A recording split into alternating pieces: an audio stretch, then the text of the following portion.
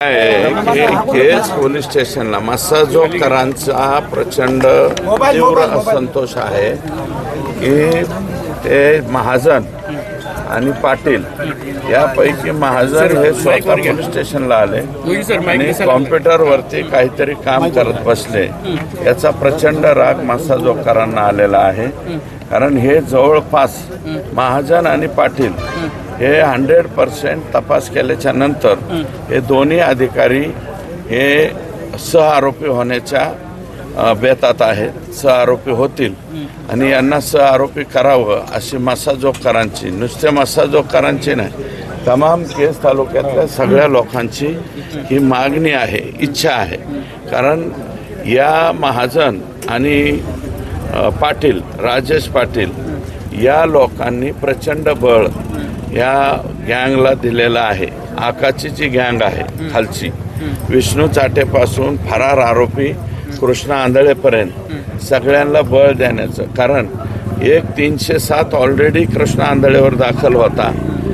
कृष्णा आंधळेबरोबर म्हणजे 307चा फरार आरोपी असताना हे इथले पाटील आणि महाजन हे त्याला नित्य नियमाने भेटत होते आणि केज पोलीस स्टेशनमधल्या काही लोकांबरोबर ते याच्यामध्ये पण आलेले आहे, CCTV मध्ये सुद्धा गप्पा मारताना।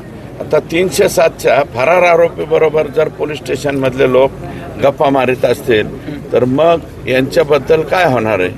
हा कृष्णा आंधळे अजूनही सापडायला तयार नाही। हा 307 मध्ये ऑलरेडी फरार आहे आणि फरार असताना केजच्या पोलिसांबरोबर चहा पाणी पिताना दिसलेला आहे।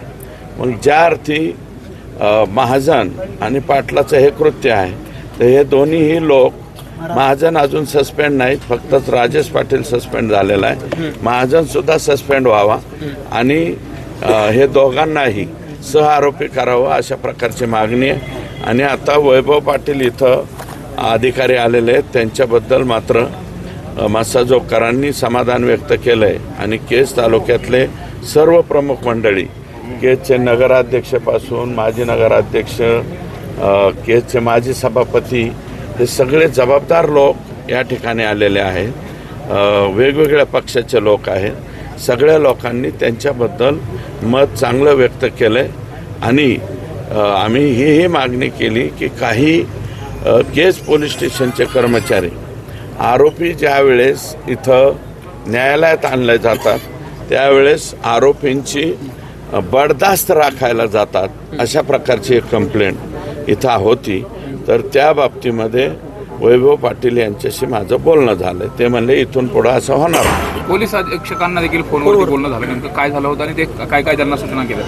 नाही, पोलीस अधीक्षकांशी मी सततच बोलतो।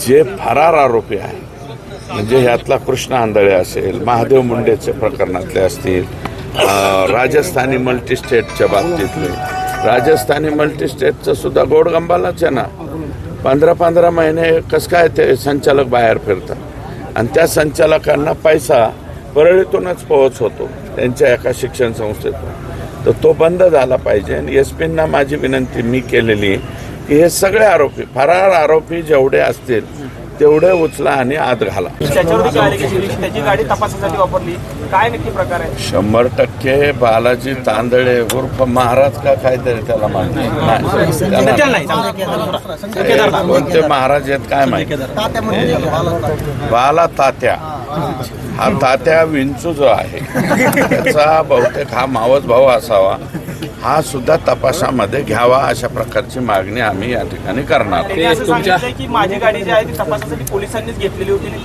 त्याचा रेकॉर्ड देखील त्यांनी दाखवलेला आहे, तो समोर येतो आता। 100% काही सह आरोपी करावेत अशा प्रकारची मागणी, एक 7 मागण्या, 9 एकूण मागण्या, त्यातल्या 2 मागण्याच्या बाबतीमध्ये ऑलरेडी निर्णय होत आलेला आहे। एक म्हणजे माननीय उज्ज्वल निकम साहेब यांची नियुक्ती ही लवकरात लवकर व्हावी। दुसरी जी आहे ते फास्ट ट्रॅकवरती, तर मुख्यमंत्र्यांनी मला वाटतं याच्या बाबतीत सांगितलंय फास्ट ट्रॅक कोर्टातच या घटनेची सुनावणी होणार आहे आणि चार्जशीट आता म्हणतायत, परंतु माझ्या मते 70% SIT गेलेली आहे, अजून 30%.